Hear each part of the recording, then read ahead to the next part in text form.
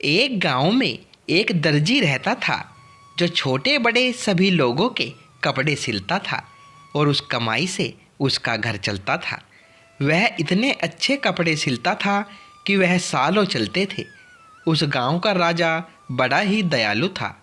एक बार राजा ने उस दर्जी को अपने महल में बुलाया। कुछ दिनों बाद राजकुमारी का विवाह था।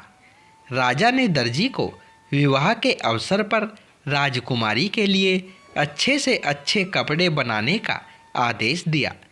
यह विवाह राजकुमारी की मर्जी के खिलाफ हो रहा था। राजकुमारी किसी और से विवाह करना चाहती थी। उसका कपड़े सिलवाने का जरा सा भी मन नहीं था। दर्जी अगले दिन सुबह राजकुमारी के कपड़ों की सिलाई के लिए माप लेने आया।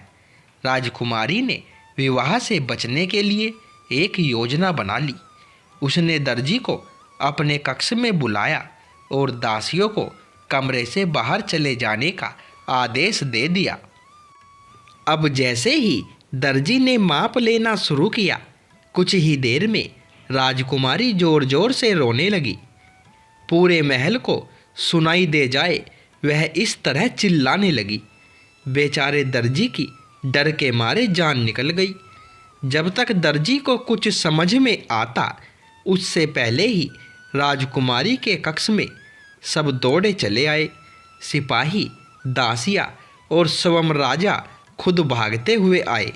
सब इकट्ठे हो गए। राजकुमारी ने रोते हुए दर्जी पर उसको छेड़ने का आरोप लगा दिया।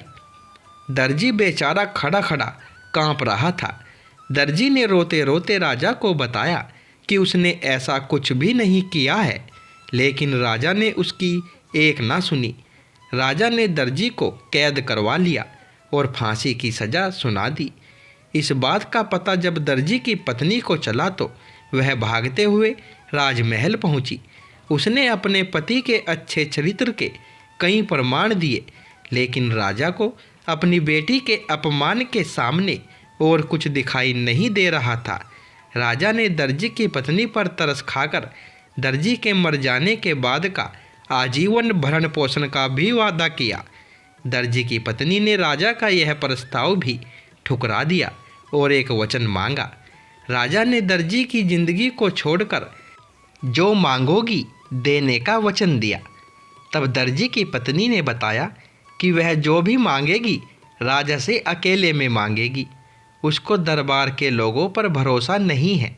राजा ने दर्जी की पत्नी की बात मान ली और उसको अपने कक्ष में बात करने के लिए बुलाया। तभी कुछ देर में राजा के कक्ष से जोर जोर से रोने की आवाज़ें आने लगी। सब इकट्ठे हो गए। राजा क्रोध से तिलमिला उठा।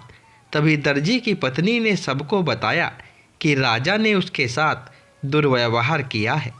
दरबार में बुजुर्ग राज दरबारी सब राजा को गुनाह की नज़रों से देखने लगे और अब राजा को पूरी बात समझ में आ गई थी। उसने तुरंत दर्जी को रिहा करने का आदेश दे दिया।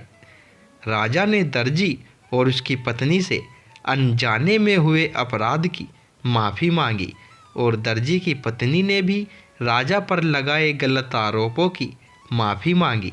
दर्जी और उसकी पत्नी दोनों सम्मान के साथ घर पहुँचे और अपनी ज़िंदगी साथ में हंसी खुशी जीने लगे।